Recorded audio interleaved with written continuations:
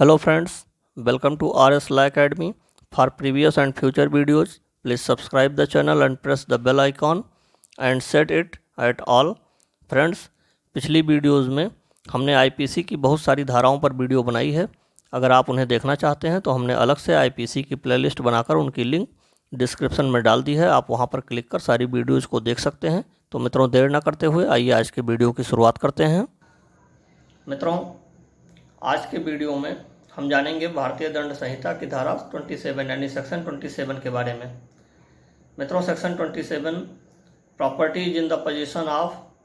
Wife, clerk और servant यानी पत्नी, लिपिक या सेवक के कब्जे में संपत्ति पद को डिफाइन करती है। मित्रों, सेक्शन 27 के अनुसार when property is in the position of persons wife, clerk or servant on account of that person, it is in that person's possession within the meaning of this code। अर्थात जबकि संपत्ति किसी व्यक्ति के निमित्त उस व्यक्ति की पत्नी, लिपिक या सेवक के कब्जे में है, तब वह इस संहिता के अर्थ के अंतर्गत उस व्यक्ति के कब्जे में है, यह माना जाता है। मित्रों,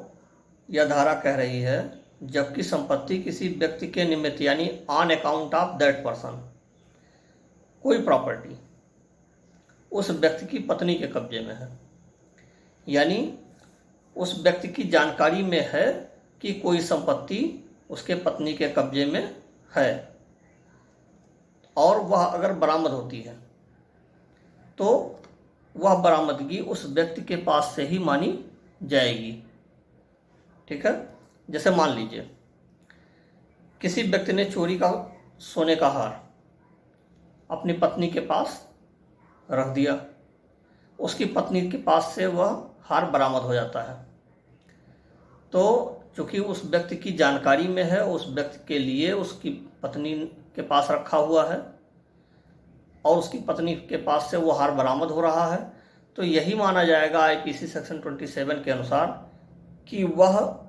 हार उस व्यक्ति के पास से ही बरामद हुआ है।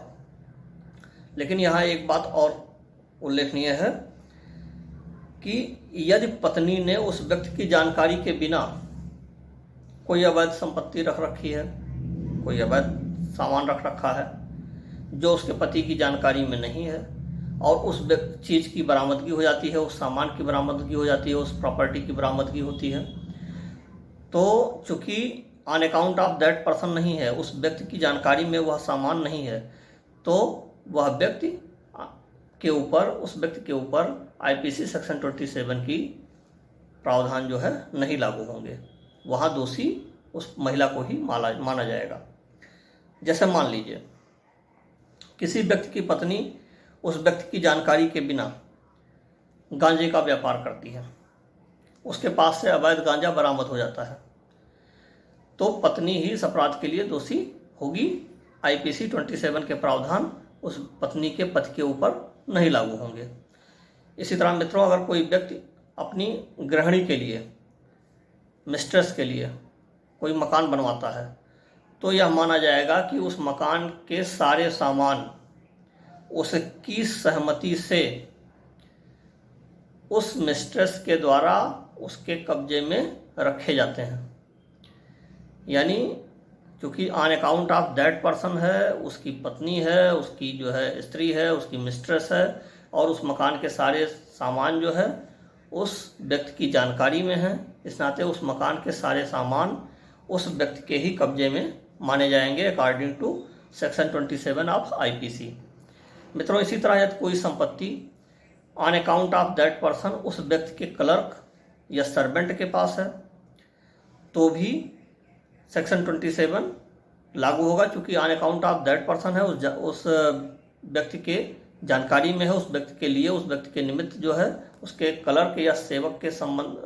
के पास वो प्रॉपर्टी रखी गई है और उसके पास से वह प्रॉपर्टी बरामद हो रही है, तो आईपीसी सेक्शन 27 के अनुसार वह प्रॉपर्टी उस व्यक्ति के पास से ही बरामद मानी जाएगी। मित्रों, इसी तरह यदि कोई क्लर्क चाहे ओकेजनली आया हो या कोई सर्वेंट चाहे ओकेजनली उसकी भर्ती की गई हो, चाहे परमानेंट उसकी भर्ती की गई हो आपके पास, तो उसके पास से अगर कोई चीज़ बरामद हो जाती है तो वह भी उस व्यक्ति के द्वारा ही, जिसने उनको नियुक्त किया है, उसके पास से ही बरामद मानी जाएगी। इस संबंध में धारा 27 का स्पष्टीकरण देखना चाहिए। धारा 27 का स्पष्टीकरण कहता है, लिपिक या सेवक के नाते अस्थायी रूप से या किसी विशिष्ट अवसर पर नियोजित व्यक्ति इस धारा के अंतर्गत लिपिक या सेवक है।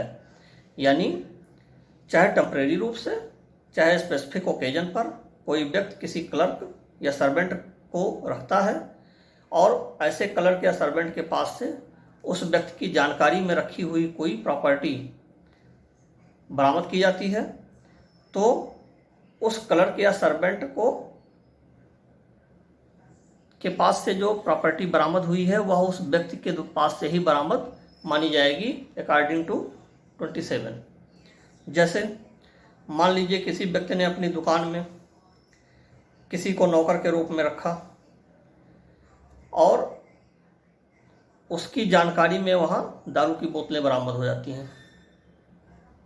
उसकी जानकारी में, उस व्यक्ति की जानकारी में वहाँ दारू की बोतलें रखी गई थी और वो बरामद हो जाती हैं, तो यह बरामदगी उस व्यक्ति के द्वारा ही, उस व्यक्ति के पास से ही मानी जाएगी। लेकिन जैसे मान लीजिए उस नौकर के पास से कोई पिस्टल बरामद हो जाती है और उस पिस्टल की जानकारी उस व्यक्ति को नहीं है जिसने उन्हें नौकर या क्लर्क के रूप में रखा था, तो ऐसे क्लर्क या नौकर के पास से, जिसके पास से पिस्टल बरामद हुई है लेकिन उसकी जानकारी उसके नियोक्ता को नहीं थी, तो नियोक्ता जो है दोषी नहीं होगा। जबकि दोषी कौन माना जाएगा अकॉर्डिंग टू 27, क्योंकि उसकी जानकारी में नहीं था, इस नाते नौकर या क्लर्क ही उसका जिम्मेदार होगा। ठीक है, तो ये इस धारा के अंतर्गत जो 2-3 तत्व निकल कर सामने आते हैं कि कोई संपत्ति हो, उस संपत्ति को उस व्यक्ति की जानकारी में उसके पत्नी, क्लर्क या सेवक के पास रखा गया हो और ऐसी संपत्ति उस व्यक्ति की पत्नी, सेवक या क्लर्क के पास से अगर बरामदगी हो रही है तो यही मानी जाएगी कि उस व्यक्ति के पास से ही उस संपत्ति की बरामदगी हुई है। लेकिन अगर उसकी जानकारी के बिना उसकी पत्नी या उसका सेवक या उसका क्लर्क कोई अवैध संपत्ति रखता है, कोई अवैध प्रॉपर्टी रखता है और उसके संबंध में कोई बरामदगी हो रही है, तो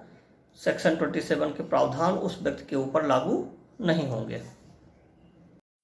मित्रों, आज के वीडियो में बस इतना ही। यदि आपको हमारे द्वारा दी गई जानकारी पसंद आई हो तो वीडियो को लाइक करें, वो अपने मित्रों को शेयर करें और अपने बहुमूल्य सुझाव हमें कमेंट करें, जिससे हम आप तक और भी अच्छी जानकारी पहुंचा सकें।